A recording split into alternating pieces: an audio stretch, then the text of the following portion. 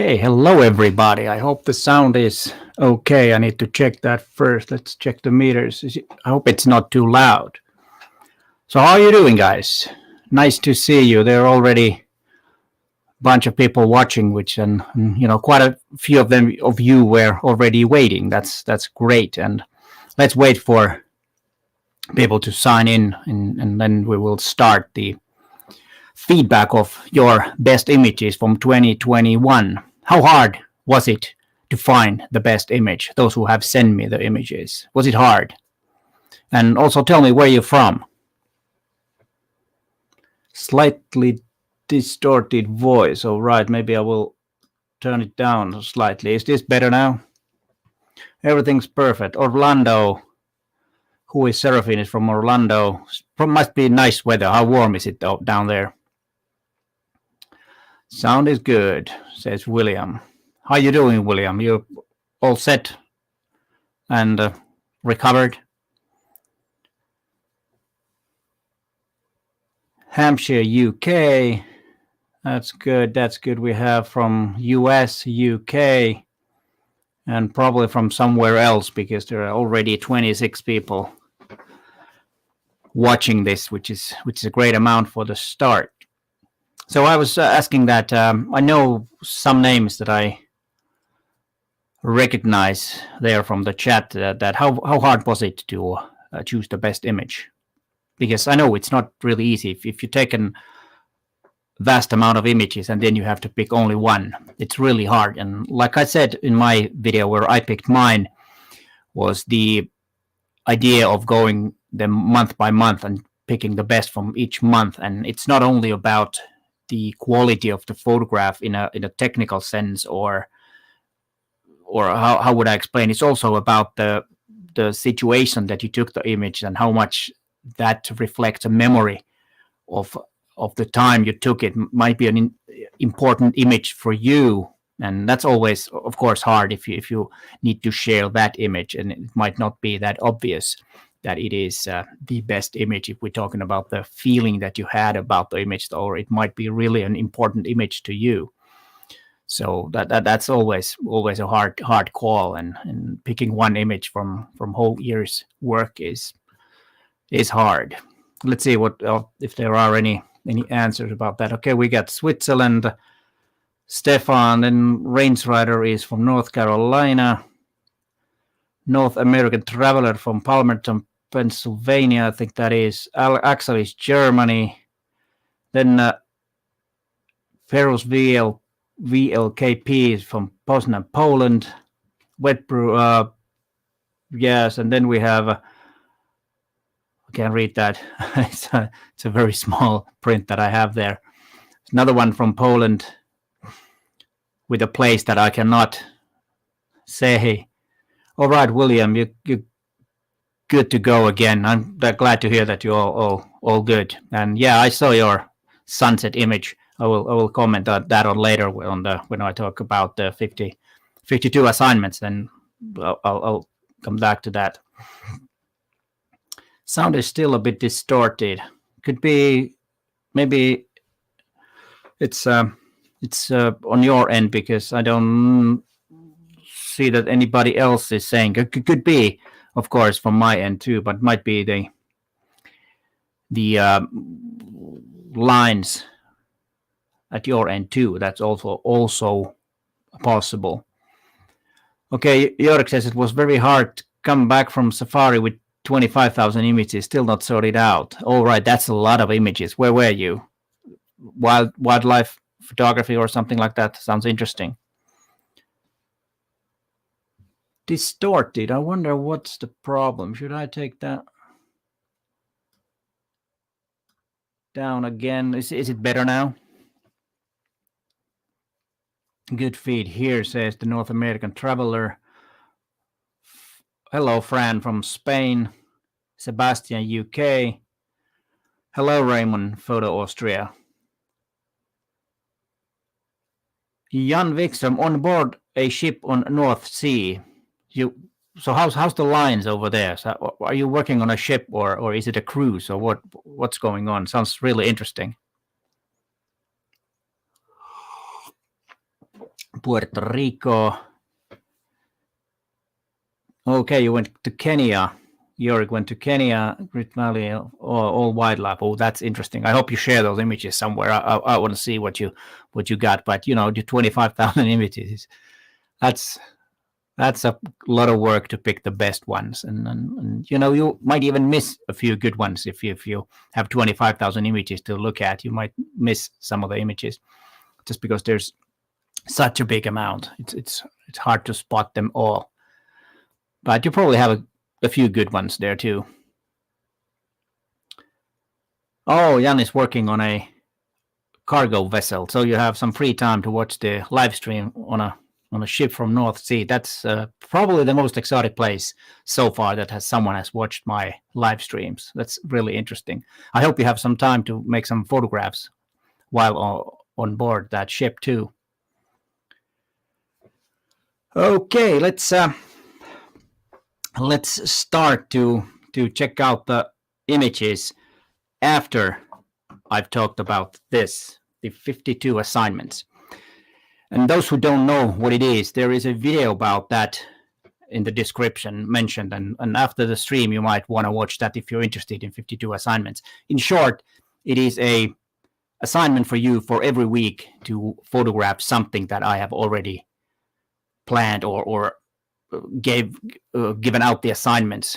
And everything is about that is on the video. But I know that there are a lot of familiar names on this stream that watching that are taking part.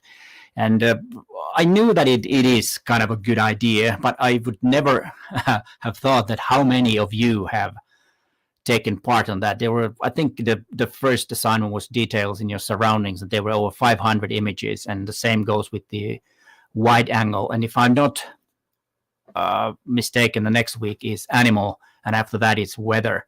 So it's going to be really, really interesting to see your animal photographs. And I have to say that the quality so far in that 52 assignment has been quite good. And I've tried to comment as many images as possible in my Facebook group for this channel. And if you don't get a comment, don't worry, you will eventually get comments in a few weeks for your images. And of course, I try to find something good in every image, because of course at the beginning I have there are so many new members and been submitting the images. I have no idea what the real level of those photographers are, but there are some that has been members for many years in that group, and I know what they are capable of. So the commenting might be a bit different for different people because of their level, and the better you are, the more harsh I will be on you. So I will demand you a lot more when the year progresses and you guys are getting better and better. So when you starting getting negative comments on your images, you know that you have been, or you have progressed and you have gotten better, because I will get more serious in the critique part or the negative part, which means that I will concentrate on your images more so that you will be better. I don't know if that makes any sense, but so once you start getting a bit negative feedback, you know that you are getting better. But I think it's time to start the let's see, there are some comments. Henrik, Peter, I think you have to hope some people fall off the bandwagon. Otherwise, your commenting becomes a full-time job. Well, Henrik, yeah, that's true. 500 images, but it's only like a 10 per day. So that's not that much. But yes, I believe that, of course, people start and then they might, have other things. They get busy. Things happen in life that they might not be able to continue. So I will be sure, unfortunately, there will be less when the year goes ahead, of course, because of course you are excited and start and then but I hope that as many as possible will finish the assignment for the whole year, and you will have 52 excellent images by the end of this year. But I really hope that many of you will make that and be able to do all those photographs for the whole year. But let's continue with the images, and I do have my papers here so that I have the names correctly here. Let me set this up, and wait a minute, I need to do that, and then I will go this way so you guys can see the name. All right, let's start with this image from Renee Desile. He says that this photo was taken in a park near where I live. I like the softness and the calm ambience it conveys, and I totally agree. And what caught my eye is, of course, the negative space that you use. The composition is great. I like that you're not doing the most obvious and put the tree on the center or in the golden ratio. I think it's a great thing that it cuts the branches on the edge so that the tree doesn't show, the whole tree doesn't show on the image. And then you do have some details in the snow so it's not blown out. And then the small area here is really important. It probably a small, what do you call it? A small, it's not a ditch, but something like that, or most likely it's not the shadow from the tree, because it looks that there is not that much sun shining, but very nice and very subtle tones of white and some black. So this is almost a perfect high key image where there is lots and lots of different highlight tones and then pitch black. As you can see from the tree, there are some pitch black places, which makes it really, really good. And I really like this image, and this type of images is something that I like. Simple, not too crowded, not too busy, but a simple, nice image and well seen photo opportunity too. Well done, well done. And let's see what is okay. There is some problems with the sound. Some has said that it's too loud. I don't know. The meter says here that it's a bit too low, but maybe if I turn the microphone a little bit down and make the sound a bit louder from here. And oops, let's see, the wrong one. Let's see how it goes.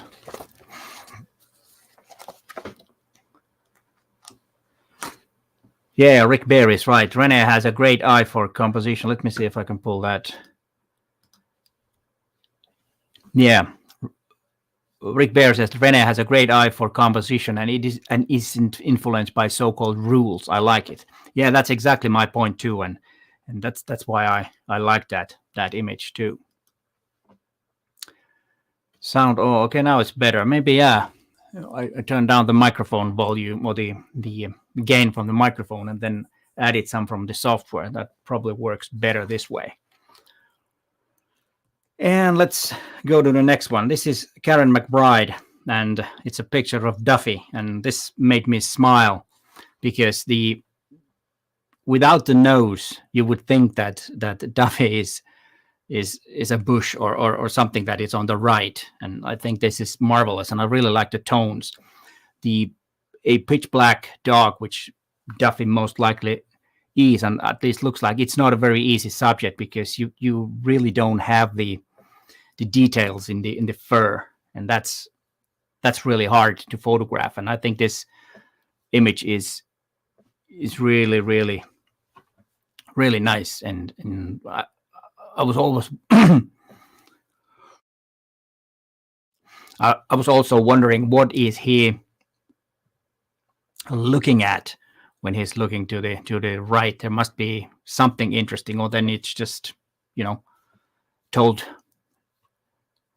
that stay and then taken the image. And it's also not the obvious way of photographing a dog. I think this composition is also very interesting, so that the dog comes from the left, and then there is this almost negative space with some details from the bushes or the grass, and then there's a tree in the back. And I think the depth of field is also quite good. So there is enough depth of field, so you can kind of see what's going on. You have some texture in the background, and I think that's really nice.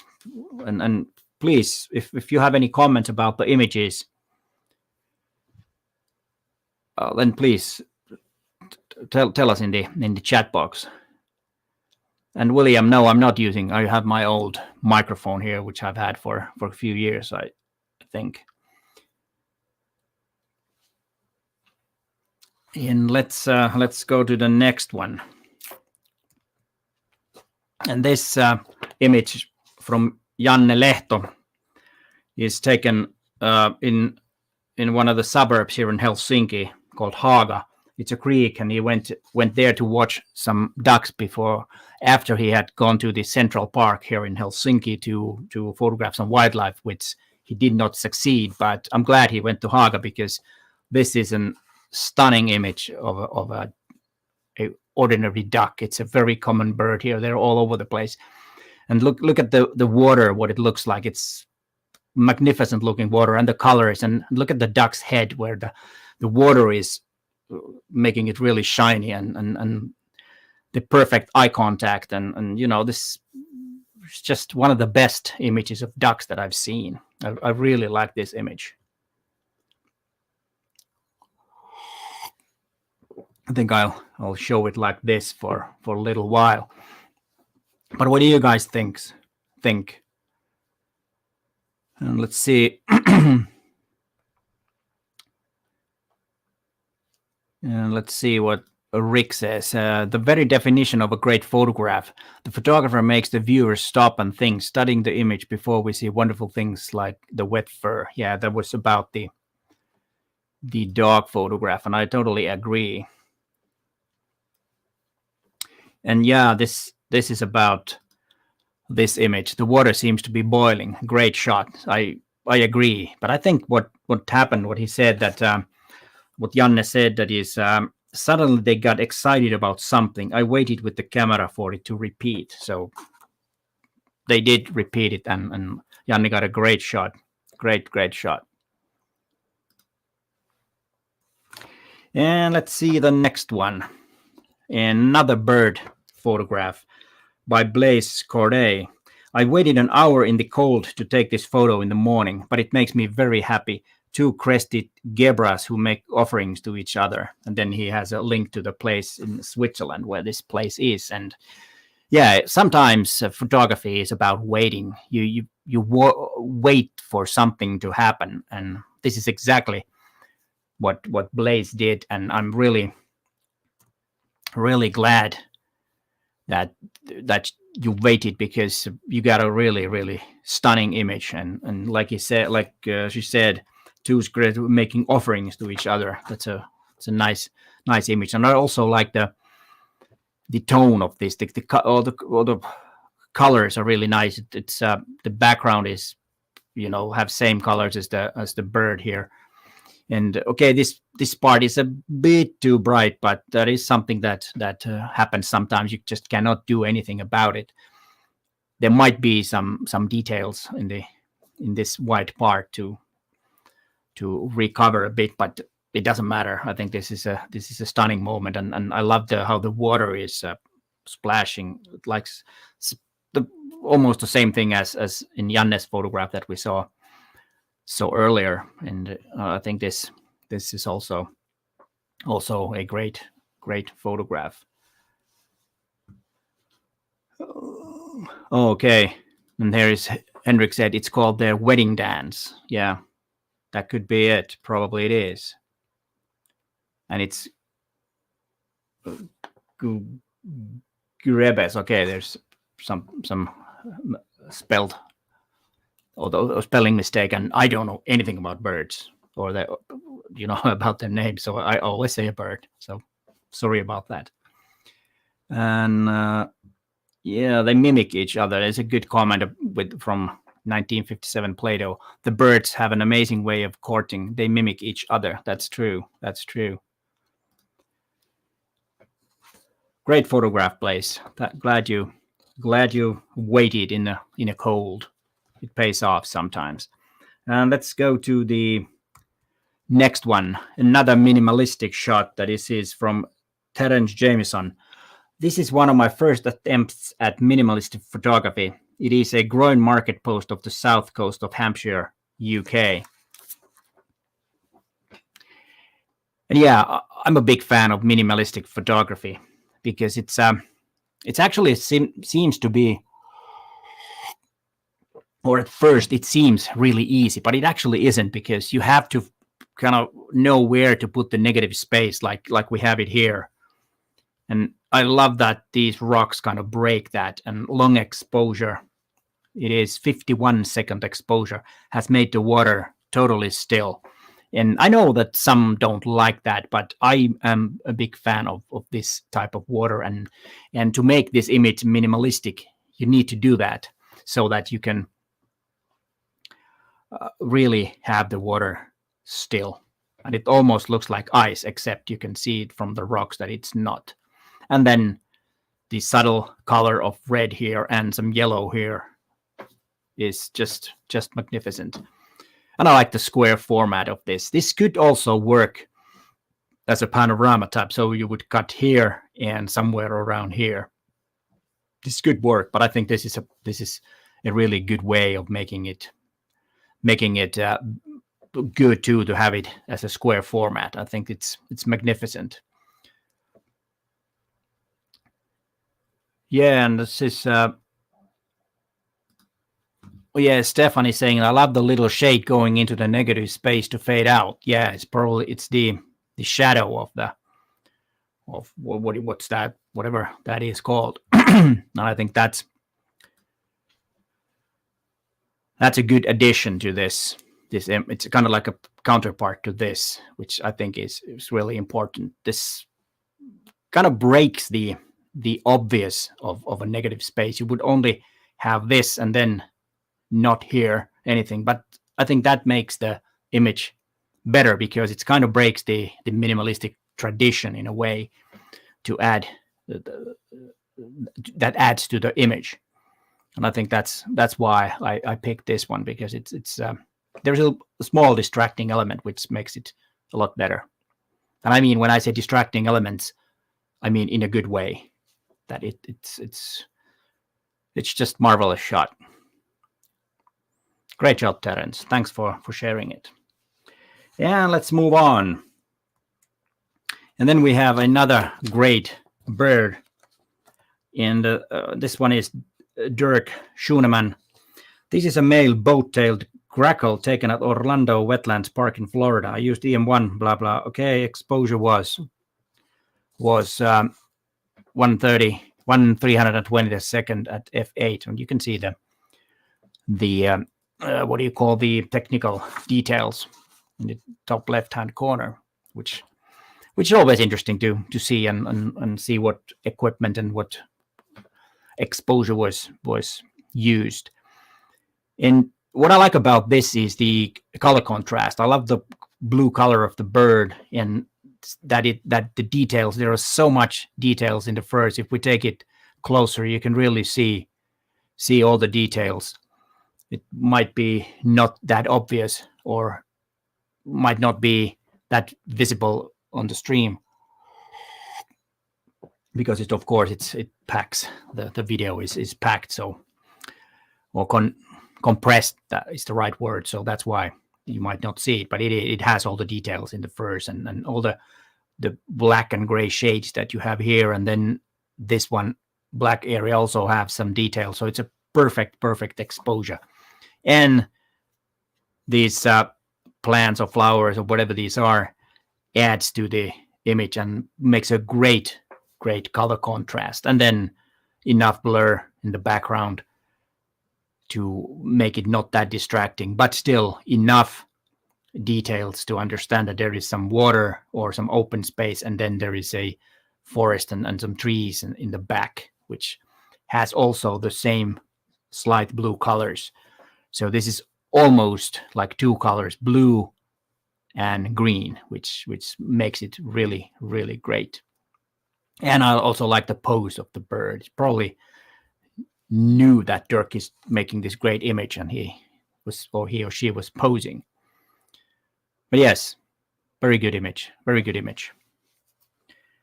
And let's go to the next one. And this is Timbo. I went for a walk in the woods with my grandson. He was captivated by the squirrels which are running up and down the trees. I managed to capture one squirrel which was on a branch looking at us. It reminds me of happier time just before the UK was locked down for most of 2021. Yeah, there's a good story behind this image. And without the story, this would be a great image. And I really like the composition, how the tree makes kind of like a V, and then you have the squirrel right there, and the tail is in a perfect position round, and then you have the green colors that makes it a bit more colorful, and the blue sky or hints of blue sky in the back, and then the eye contact, which is really important on this one. Another great image, and also the square format fits this image really. It makes, I don't think that either way, this vertical or horizontal would have made this any better. I think this is more about the squirrel when it's a tight crop or quite tight cropped, and all the details on the tree is great, and you can see the details of the fur here. Everything is visible, and also I like that there is slight light what do you call the catchlight in the eyes, and almost everything is perfect on this image of a squirrel. I really like this, and I hope your grandson likes the image too. All right, let's continue with the next image. Let's see, how many are we there? We are 61. That's a good crowd, man. Let me see if there are any comments.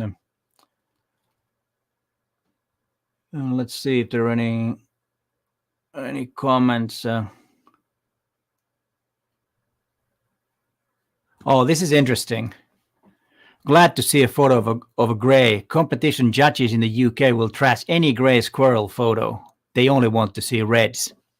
Why? I don't think it's about the color of the squirrel. I think it's everything else. But that was an interesting comment. Thanks, Henrik, for the comment. And let's look at the next one. This is Peter Wilcox. This image is my favorite for many reasons, such as I finally got the dogs to sit still for a photo. All right, that's a good one. The sky had so many clouds, which in turn cast shadows across the landscape, providing depth and drawing into the image. It was also the first selfie we started taking on our hikes where we were part of the landscape and not the primary subject. And yeah, I think there are a lot of good points on this.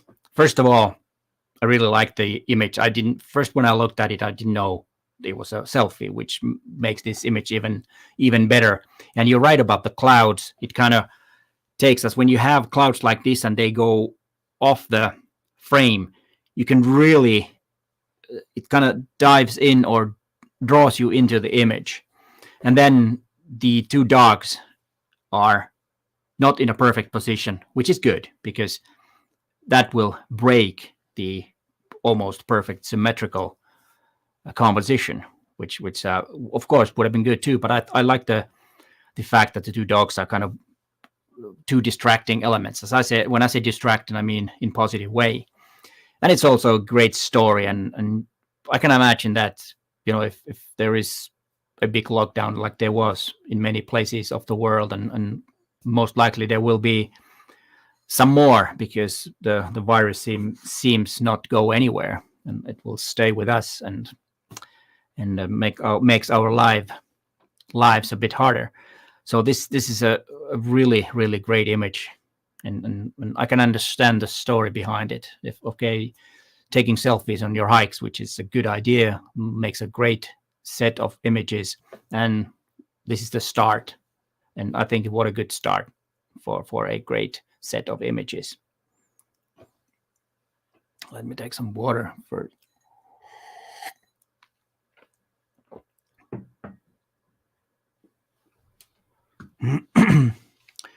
Oh, let's see.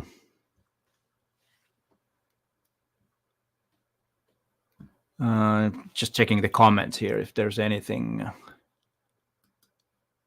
Yeah, one about the squirrel. Like the off-center squirrel. I'm not going to shut up I'm now going to shut up as I say everything I'm seeing is superb. Yeah, but you have good comments, Rick, on the photographs, so don't shut up. We appreciate your input. I think it's always very constructive and very good. So keep those opinions coming. All right, but yes, very good, Peter Wilcox. I really like the image, and hope you have continued the set of images that you said that you are making, because that will be a very valuable set. And then James Boyer, we have the first portrait of tonight. There will be some more later. This is a portrait of my youngest daughter on her 19th birthday. It was a part of a photo shoot that my wife and I did with both of our daughters and several of the friends in May of 21. And this is really kind of like a happy and good feeling portrait. And it's not the classical portrait type. It's more of a modern type of portrait, it's, let's say that this image is Instagrammable, which is one thing of today, even though Instagram is shifting towards video. But anyways, you know what I mean. And I really like the cake there, and you have happy birthday, so you already know that it must be a birthday photograph.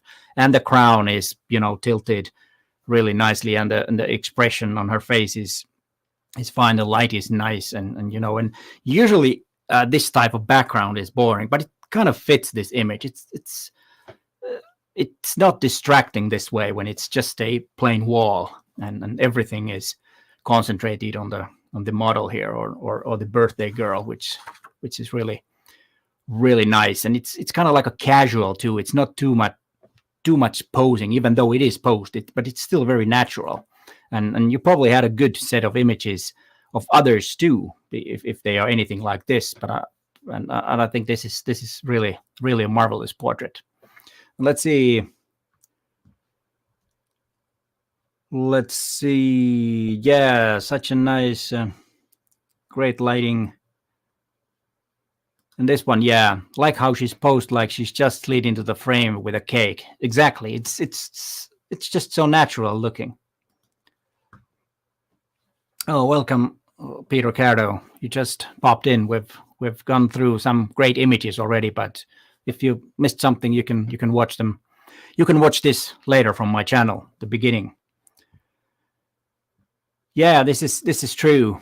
The eyes speak. These eyes are expressing a genuinely happy moment. So does the every natural smile. Great one. I totally agree that there is something really natural about this and happiness and everything. And I think that's a valuable moment in that sense. All right, let's get to the next one. Let's see. This one is from Team Blanc. It has been so difficult to choose the best photo of 2021. I have a big variety of genre to pick from. Yeah, that's always a hard part. If you're photographing a lot of different genres, it's really hard to pick one best image. But I'm not saying that you should not photograph many genres. I think that's the beauty of photography, that you can do all kinds of stuff.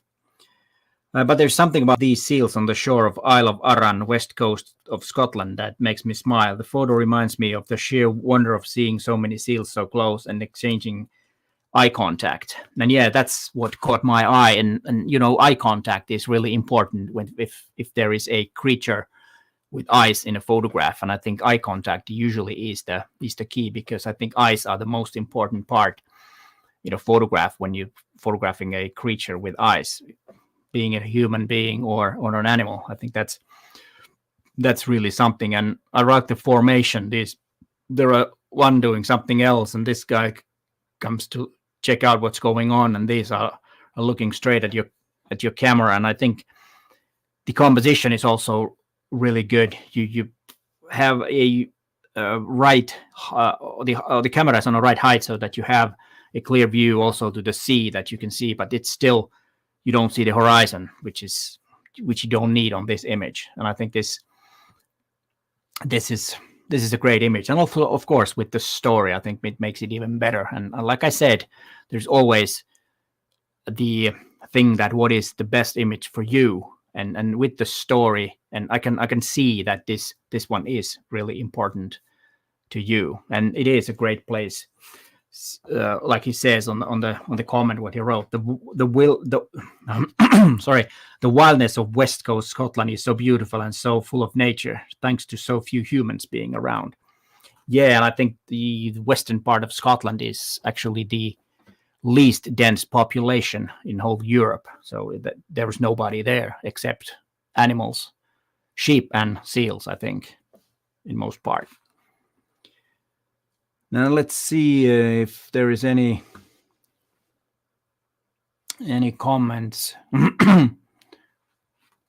Not really. And then we have Will Bailey. I took this photo on my first photograph-centric trip to Colorado. Driving up Pikes Peak, there is a beautiful recreation area where you can hike around the water reservoirs and fish. There was a family fishing where you can see the chairs and fishing poles propped up, but they had walked around the beach for a moment. I feel like one could really envision themselves sitting in the chair, surrounded by blue water, looking up the snow-capped Pikes Peak. Yeah, and this is a great image. This is a great image. So many layers, and this is a typical image with a lot of depth of field. That is the right way to do it. You don't always need shallow depth of field for an image to be good, which of course you already know. But on this one, I think it's really important that you have everything is sharp. Of course, the place where you have focused is the sharpest part, but it's still the background is sharp, and you have a sharp here, which is sharp enough. And the color contrast here, you got blue water, yellow sand, green trees, and different greens, and then you have the white mountains and the blue sky. So the blue in the top and the blue in the bottom and everything there between. And this could also be cropped a bit. This could go with a square to take some of the sky out and some of the water out here. That would also work.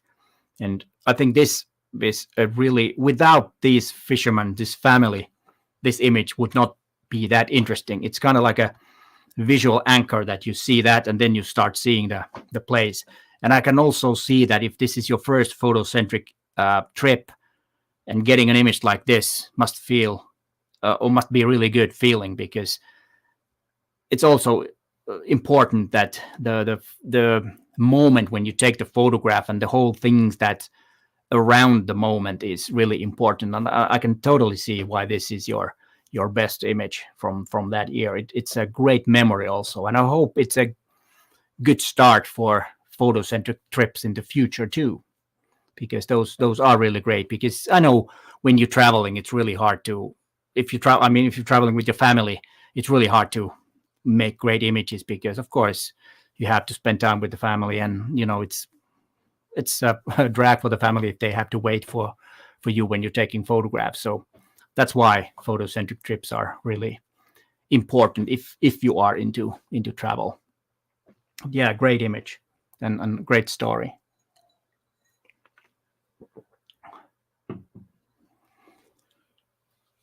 Yeah. Oh, this is an interesting. Cropping is something I have trouble with. Would be cool to see Peter make a video on it with his recommendations. Yeah, that could also be. And then what could also be that I could sometimes, when I talk about these images on these live streams, I could do that cropping here too. But that's a good idea. I might do that, because I do crop time to time my images afterwards slightly, or make them square. And there's nothing wrong with cropping the image if it gets better. You don't have to make the perfect composition or the perfect crop while photograph. And of course, if you can do that, it's better, but it's nothing that you need to do. You can always tweak it in post a bit later. So no worries. And that was Will Bailey. And now we have another great bird photograph. And what actually, I saw the image, and then I read the story. I have already picked this because no matter what the story is, this is stunning image. But I was stunned when I heard or read where this was taken. This is actually in Manhattan, Central Park in New York City. And I've been several times to New York City, but never actually been in Central Park, which is kind of odd. I've always kind of like didn't have time to go there. So, but next time, if their travel is going to happen sometimes, then I will visit New York and go to Central Park. But this is a stunning image, and what I like about this is that the exposure is just perfect. You cannot do better.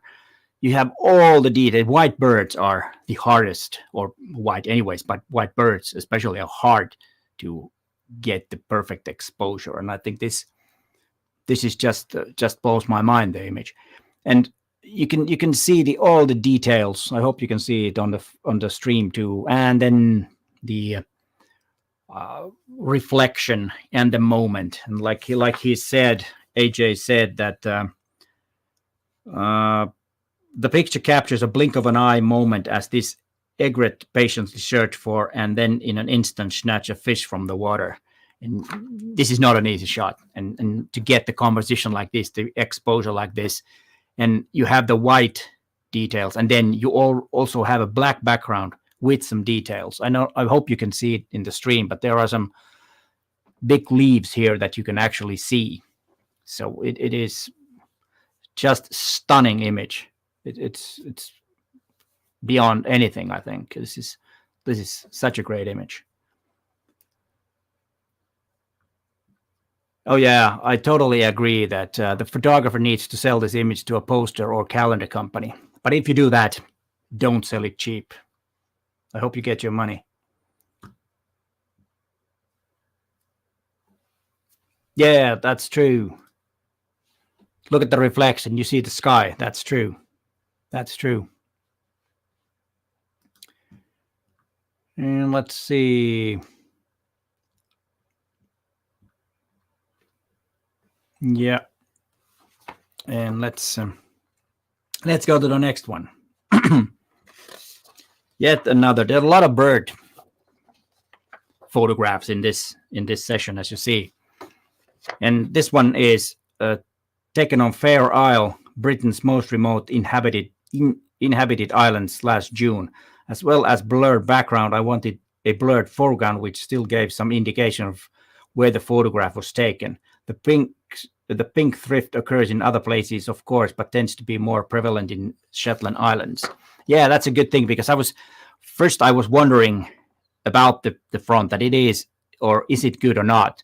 But with the story, there is a purpose for that, and that's why I thought that it is in place there. And then of course the background is quite neutral. It doesn't take the attention too much, and it kind of frames also the name of this was Valentine Puffins, which is a cute name. And look at the details here. It's perfect. You can see the furs, and you can see every little.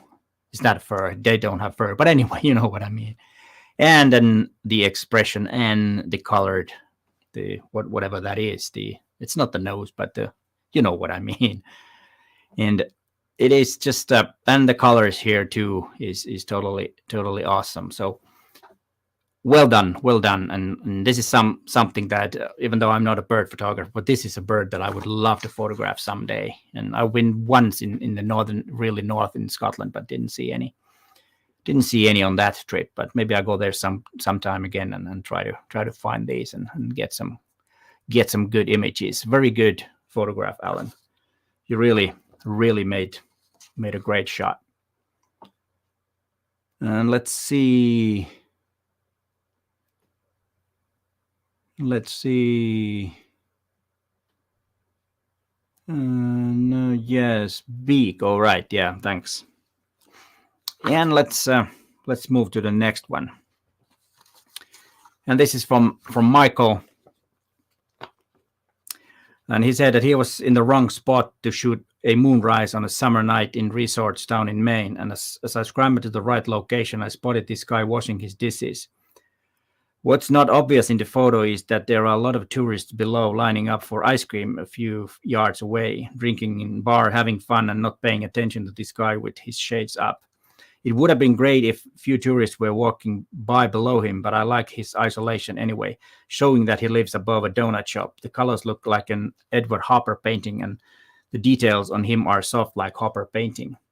I really agree that, and this is really a great shot. There is only one thing that I don't know about the laws, but in Finland, this kind of shot would be illegal because that's you photographing inside someone's home when they are there. Even though I don't think that you would get in trouble, because you could argue that you were photographing the donut shop and it just happened to be there. But it's always be careful, and especially if you're traveling and photographing in different countries, be aware of the laws there. But this is a great shot, and like he said, like Michael said on his explanation of the photograph, it is kind of like a still from a painting, or it could also be a still from a movie. I could totally see this scene in a movie, and I like the way that he cropped the tourists out and showed the isolation, even though it doesn't look that it's kind of like a lonely person. They did the warm color indoors and everything that makes that impression that it's totally okay. And I like this shot. Oops, let me take another glass of water, even though it's a bit on the gray side of the law. Let's see. Yeah, Steve Pages, that is. And let's see, who's that? Yeah, it probably was commenting about the law that it's you're not supposed to do that. Let's see what he has. Is there anyone else? And like this, it has a voyeur aspect, but nice mood. Yeah.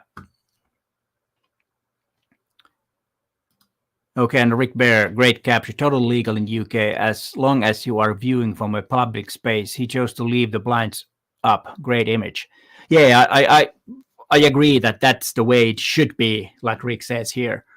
But unfortunately, at least here in Finland, this is on a bit shady area. You could get into trouble by making this kind of image. But like I said, it's a great image. I really like this, Michael. And let's go to the next one. Then something totally different. And this needs to be shown like this. And let me turn myself off from there. This is got the Apicada. One morning we had a fog coming from north, and that made easier to make a photo of the sun early in the morning. And I start playing with the exposure. It made me to see the sun in those three colors, orange, yellow, and red. And then she realized that she could make a triptych out of this. And I think this is a great image. And it looks like a graphic art, but it is photographs. And it's it blows my mind how the idea and the color of the sun, and to get sun to look like this, it needs some fog because it is really bright, and the colors, I don't know, I would play around with the squares, the yellow squares or the orange squares. I would play around with that color if I would change. I think the black is, because it looks like this one is a bit lighter black than this, but might not be, because usually if you have different colors next to each other, they might look a bit different. But this one was a really nice surprise that someone sent me something like this. I really appreciate this. This just marvelous, just marvelous.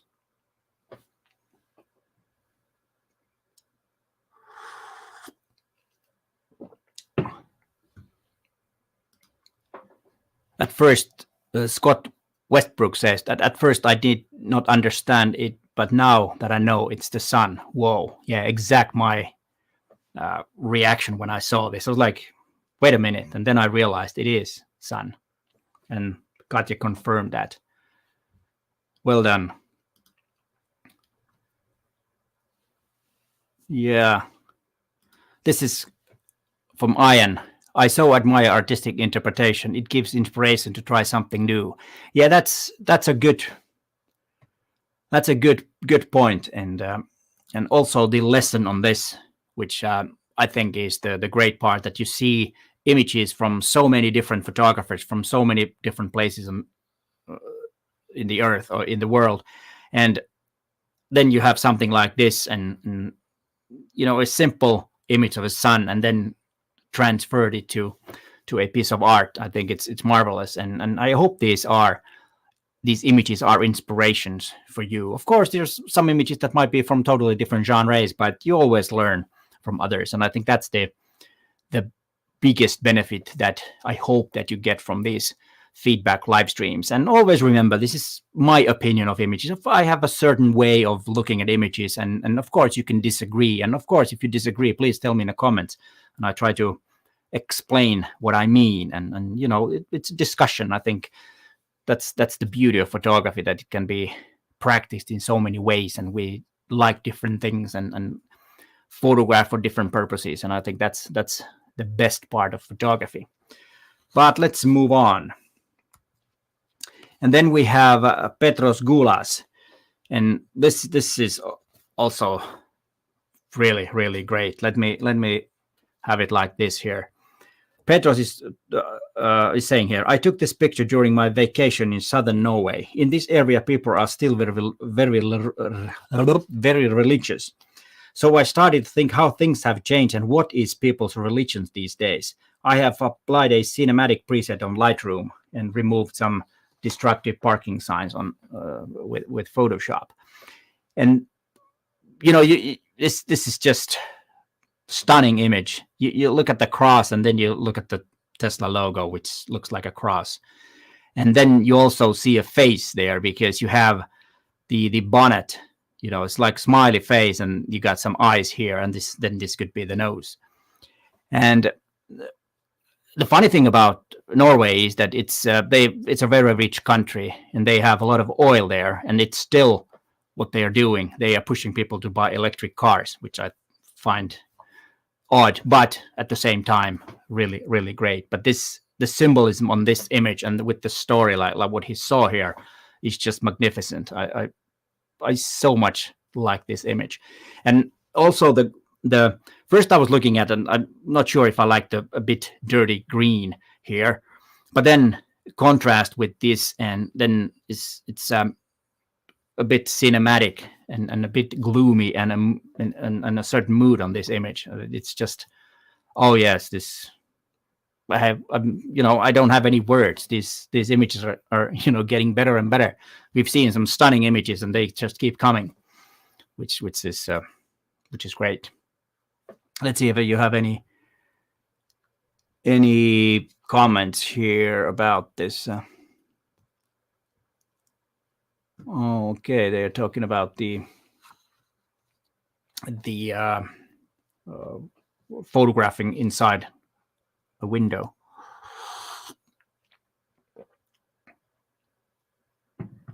Yeah, but this one is really great. I'm glad, Petros, that you took this image and sent it to this. This is great.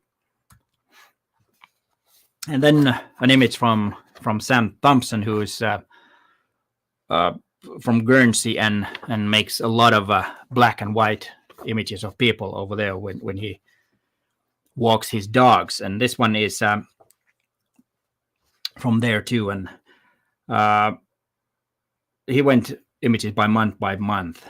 But then this one, let me read this one. It was taken one evening when, as usual, I was out with my dogs and camera. The punk was sitting outside a pub with his friends drinking, and without thinking, I went up and asked him for a photo. There was a little bit of friendly persuasion needed before he agreed, but when he saw the result the next day, he was very pleased. And this is from September, and yes, this is a great portrait. And he was sitting in a pub, and of course, Sam had asked this guy to stand somewhere so that you can get the light, probably a street light or something. And you don't really need a lot of expensive gear or expensive light equipment to photograph people. There's light all over the place. You have artificial lights in places. You have window lights, you have street lights, you have neon signs, you have everything to use for your portraits on the streets. And really nice side lighting, and there is some lighting or some light from the back that makes a nice rim light here, and then this hair, which is of course a big part of his identity, is really visible here. And what's important, it's against the black background, so it really sticks out. And that's one important thing. Always when you're making a portrait, try to look what's around the head. Try to have it so that it is quite neutral background, and also so that on this bright side you have darker background. Okay, here maybe this is a bit bright, but the idea is here, like here you have, and then you have the brighter part here with dark background, and the same goes here. And you have the rim light that separates the head from the background. So there's no chance of us thinking that it blended, or so that you can really see where the head is. And that's really important. And the same goes with the shoulders. And of course, this all stuff and on the jacket and everything, it's really great. And still, I think this guy has a friendly look in his face. Really, really great portrait. Let's see. Yes, I agree with Stefan. I like the use of street light. Good positioning. Yes, it's a perfect position. And like I said, you don't really need to have extra light when you go outdoors making portraits. And Sam, I think he's a great photographer and has really, really good images of people. And the great thing about his photographs is that he knows light. He has the eye for light and also for composition. And then his images of like walking people, they're always the images that he shows is a perfect moment too. So there's a lot. So if you want, and I think you do, follow him on Instagram. There you can see Sam Thompson. You can find him from Instagram, for example. He posts their images quite frequently. Let's go to the next one. And then we have a very, very classical. Let me turn that off so you can see that. Very classical landscape, and with one tree, which is a really important element. And what's really great about this image is the shadows and the light and the different shades of green, and then you have some blue in the background, and then also the kind of like the aerial perspective makes the colors in the distance makes more desaturated, and this kind of shape of the land is kind of shaped with the light and shadow, and you always need to get this type of texture and movement. You need a light from quite low angle and from the side, or so that if you photograph that way, the light is over there, somewhere over there, or on the sides. You never get this type of image if the light is in the back. And this one is like I said, very classical, and could be, or someone could take that it's a bit of a cliche, and like it is. But cliches are cliches because they're usually good. And also the composition of this, and like I said about the tree, is really important there, and very nice and simple. But it's still, you would think that it's an easy image, but I bet that many of us could not do this. And it's also a bit of a luck to have the perfect timing with the light and sun. But if you know a place, something like this, that looks like this, you then just figure out when the light is at its best on a location that you know. because it is important on this one, especially the light is the whole thing. And it was a shot from Reinhold Friedrich hour. That's from Tuscany, Italy. The image was made in the early morning, just at sunrise. Yeah, the sun has to be low. The light beautiful models the contour of the undulating terrain. Exactly. Yes. Very good.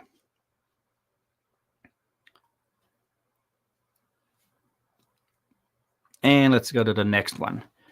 And this is an African bush snake by Robert Wilson. In this also one of those stunning images on this live stream, and look at the color, and I kind of like the desaturated color of the water, so the green really pops out. If that water would have been really saturated, it would probably take some attention away from the main subject here, and the shape of the snake is totally perfect. You can see it here. It's up on the surface, and then it's underwater here, and the head, and then the great reflection makes it a bit odd. Like first you look at its two-headed snake, which would sound a bit haunting, but anyways, and a great moment, and also you can see the water move here, so the snake is definitely moving, even though there's no motion blur, which there shouldn't be. I think this should be tacked sharp like it is.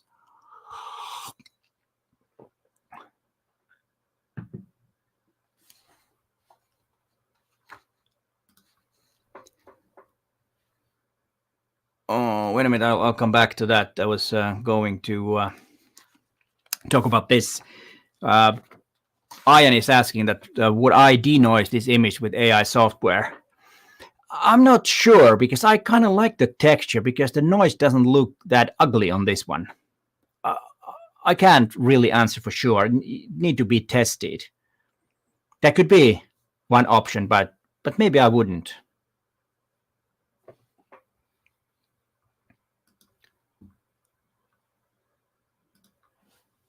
Yeah, I totally. So beautiful photos being shared. Great selection. I totally agree, Katja. I totally agree. It's been totally awesome. Let's see. Yeah, and Yossi Ron says that, okay, I like the grain, and he says, and I totally agree, and I think it's a good one. But yeah, you could try to reduce the noise on this, but I don't see it that bad, because it's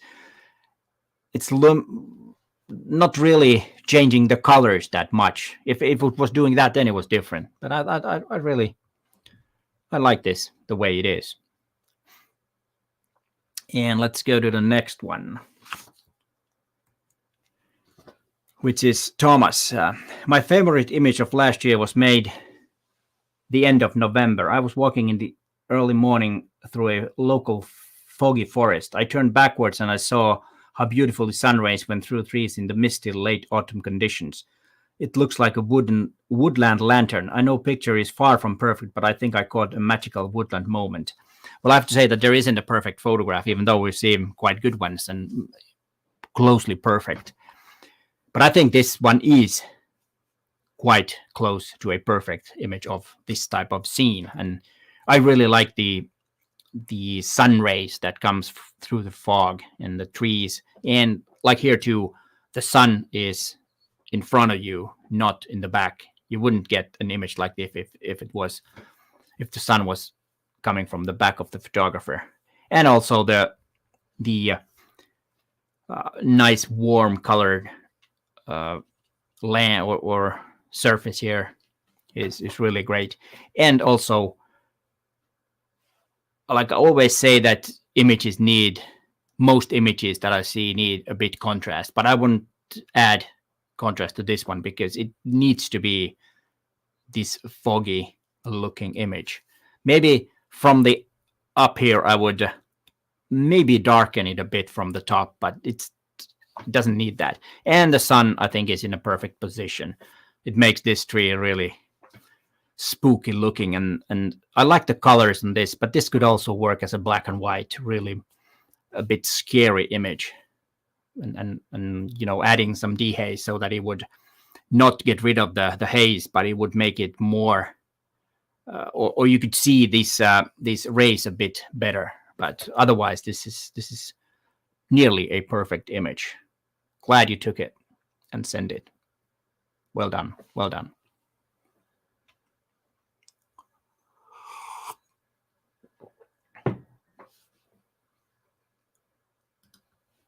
This is a good one. William Hansen said that sunrise are too early for me. Well, that is too early for me, but then we missed a lot of good images.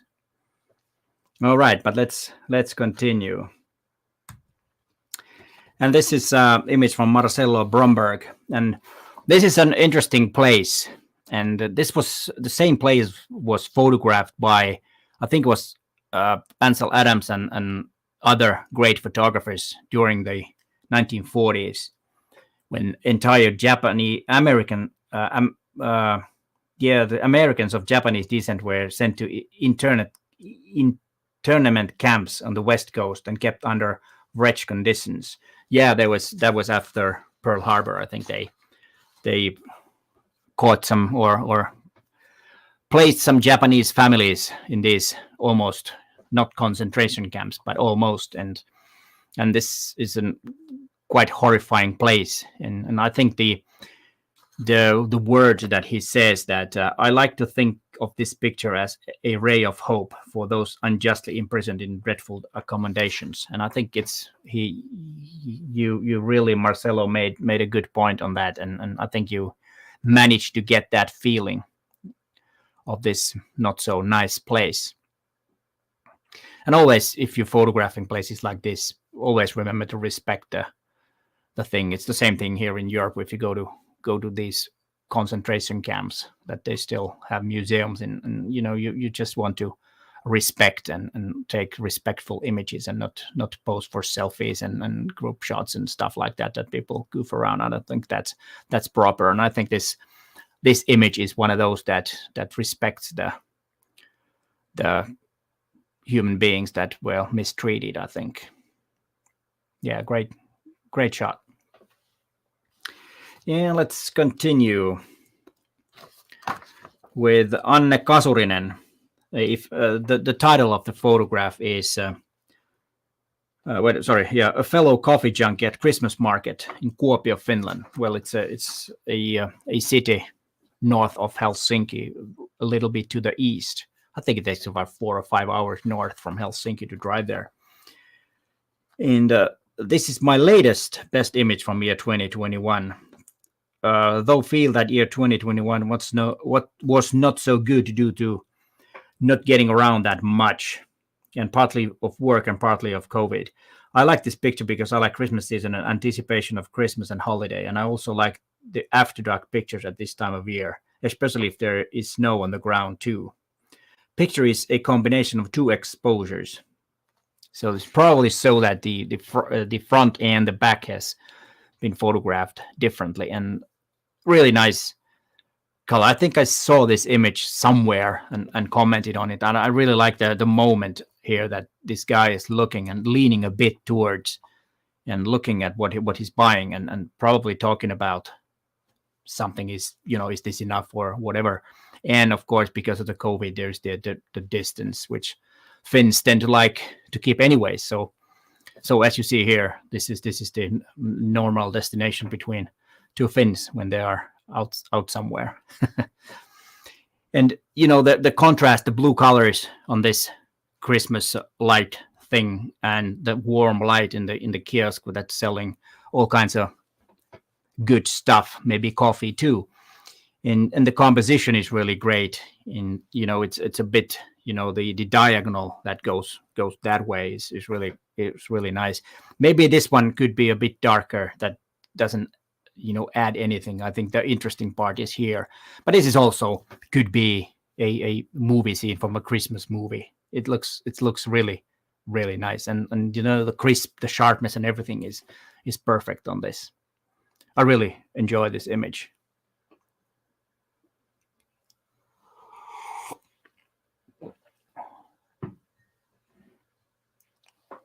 Yeah, and let's, if there are any comments. Yeah, this could have been in the details assignment. Yeah, this could have been there. There's so many photographs, I don't remember. And let me turn myself off for a little while. You can see the whole image. Yeah, great stuff, Anne. And we still have some more. How long have we been here? Oh, a little over an hour. It's been a bit longer session, but I think it's worth it because these images are really, really great. Let's see. I want to highlight this. Peter, in your video, you say that this channel is only to make you as a good photographer, or better, actually, to be. After all these good photos, I think you did a good work in all these years. Well, thank you so much. That's my intention. I want you guys to be better. And most importantly, I want you guys to enjoy photography and learn new things, because I think learning is fun. Thank you so much, Sebastiano, for that comment. It means a lot.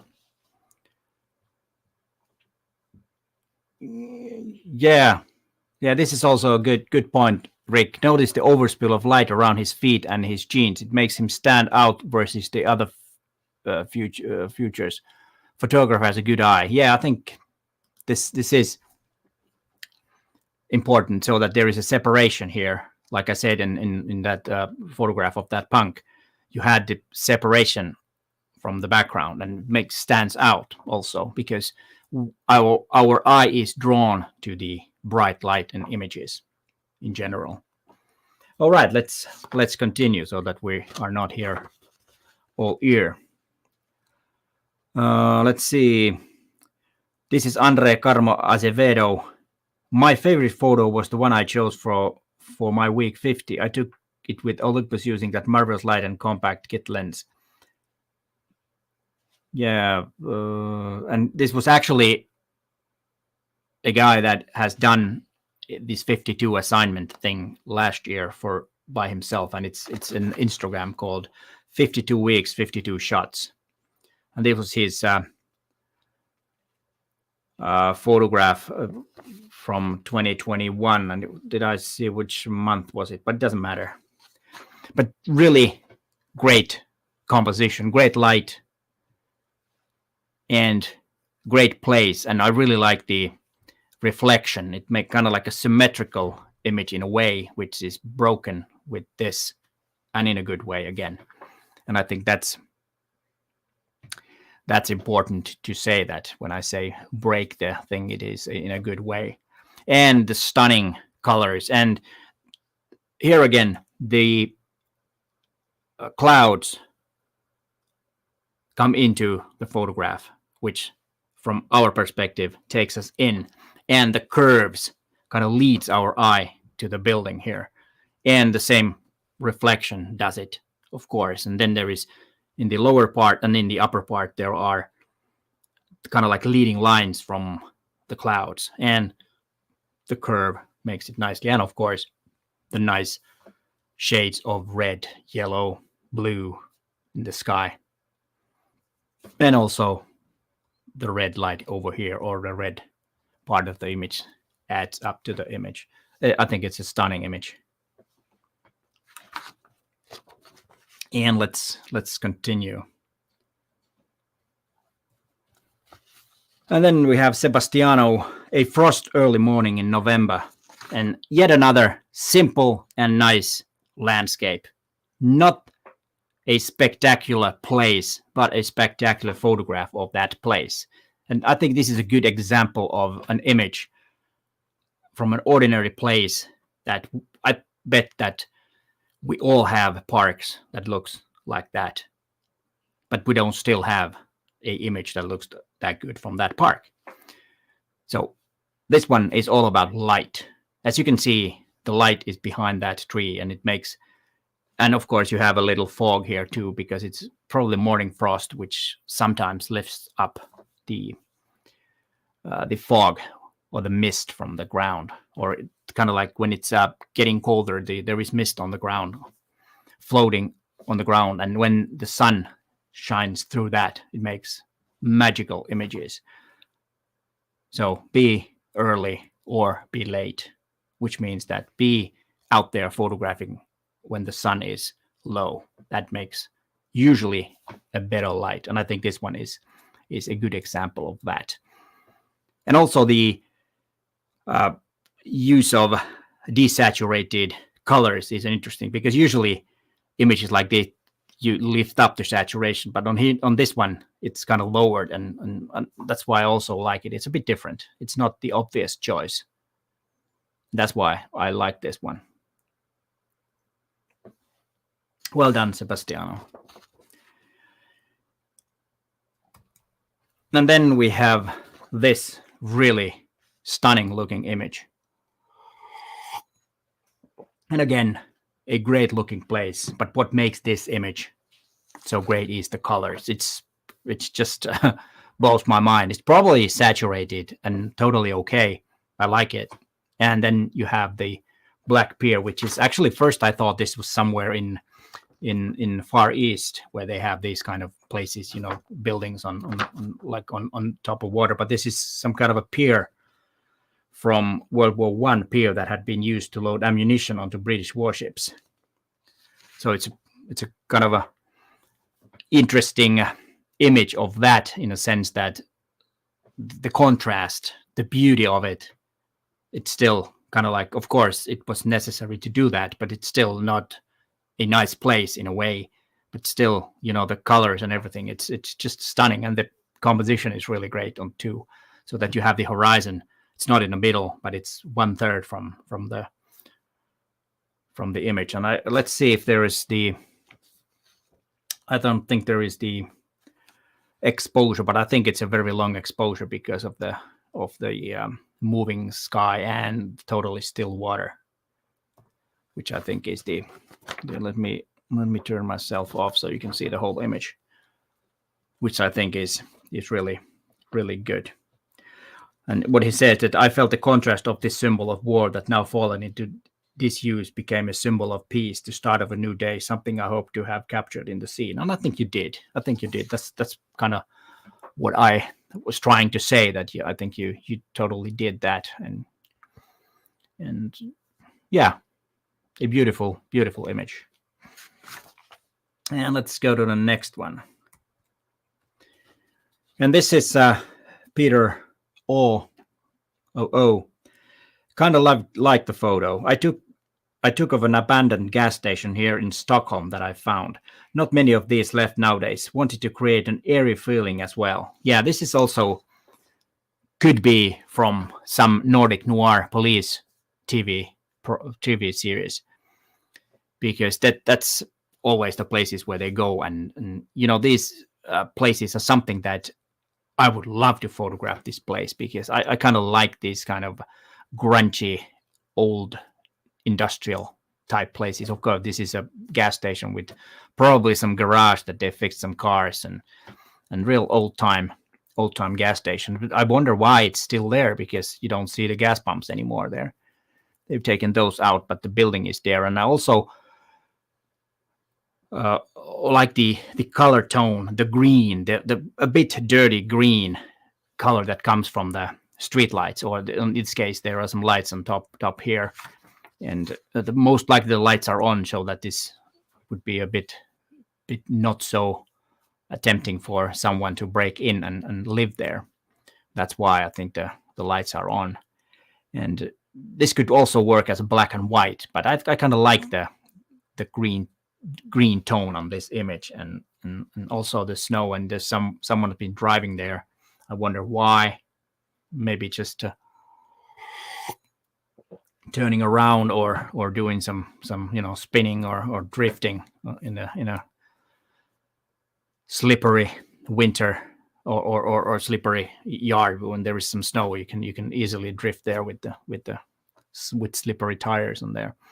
But yeah, interesting shot. And one reason I wanted to pick this and show this, because it is a place that I would like to photograph. and that's just something that I'm drawn into, and I think it's a good scene and good place. And let's continue with the next image. This is Ilya Dushubansky. Let's see if we can. There you can see the name. Not sure if I pronounce it correctly. There's so many D and Z and H. It's very hard to say. Just walk around when I saw this man standing near currency exchange office. I found his face interesting. Yeah, that's true. It is. And you wouldn't. First, I was looked at it and I thought it was a guy in a it's a grill or something that he was buying some hot dogs or hamburgers and stuff like that. But it's actually, now that you wrote it, then I realized, and yes, it is a money exchange thing, and it's kind of interesting because of the story of this image. You do have this guy walking a dog, and then you go to a money exchange. Of course, okay, you could do that at the same time, but still raises some questions. And I like you said, I like the face, and it's interesting to see, like, he's talking to himself, like this guy was inside, but of course it's a reflection of his face, but it looks like he was talking to himself there. And it's always, this type of street photography, which is a bit classical in a way. First of all, okay, black and white makes it that, and I would say that this probably would be too busy with colors. So I really like that you have made this black and white for that reason too. But yeah, I think it's a great image. It would have been even better if the dog had, eye contact with you, or I don't know, maybe it would have been too distracting. Now we have more our attention on the face here. Let's see. Yeah, that's true. Like Stefan says, that the reflection is crucial. Let's see the expression. The expression feels a little different in the reflection. Kind of cool effect. That's true. Yeah, that's true. That's why I probably was thinking that he's talking to someone. Yeah, let's see. The reflection looks like it's starting back at him, while his face looks like it's avoiding eye contact. Yeah, it is. The beauty of the image is, like I said, is the reflection. Like many have commented the reflection and started commenting about the expression on the face and everything. So it's an interesting image because it raises some questions and opinions, and we're wondering why.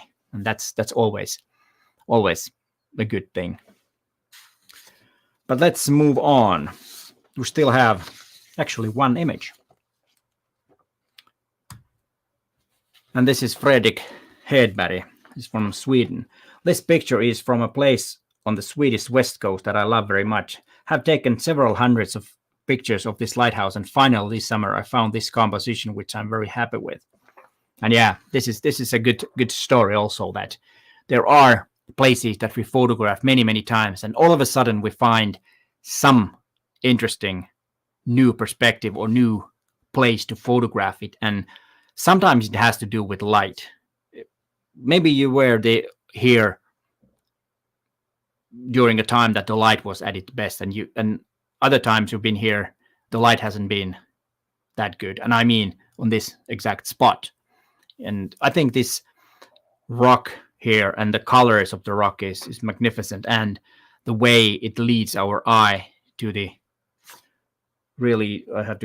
lighthouse, an interesting lighthouse, to be honest. And then there is some texture in the sky and nice clouds and bright sun on the back. And like I said, the color of the rock and the formation of the rock is really interesting. But this time, there were all the images. This time, there were around 30. I didn't count them.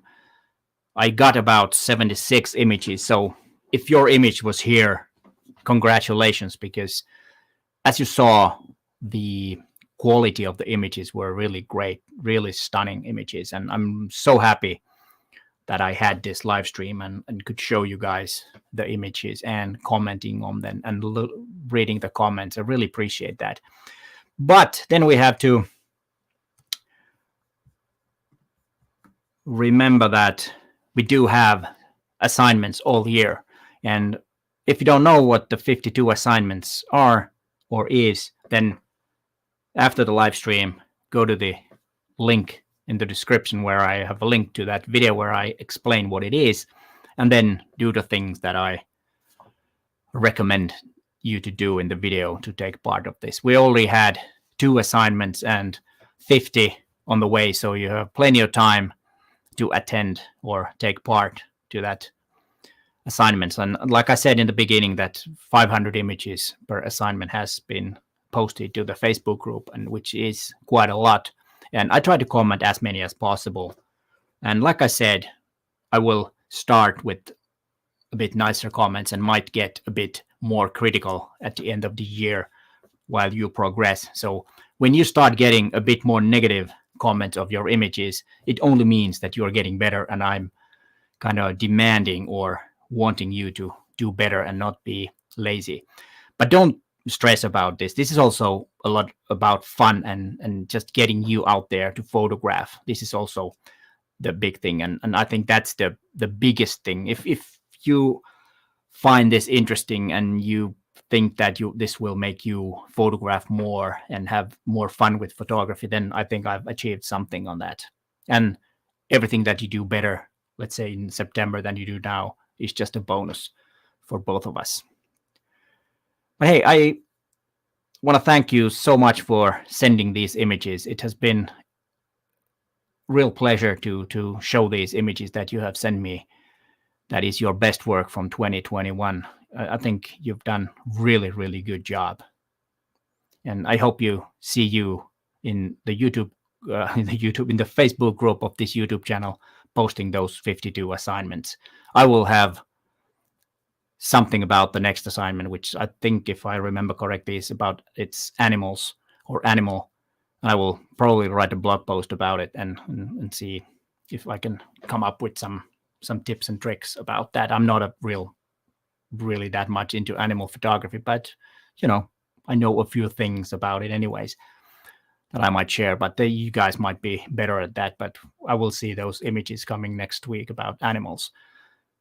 The assignment that is still on is the wide angle, which also has been quite good. And I will have some live streams about the 552 assignments too, where I go through those best images from those assignments. But I will tell about that a bit later this month. But hey, I have enjoyed this, and thank you so much for being here. And thanks for watching, and bye for now.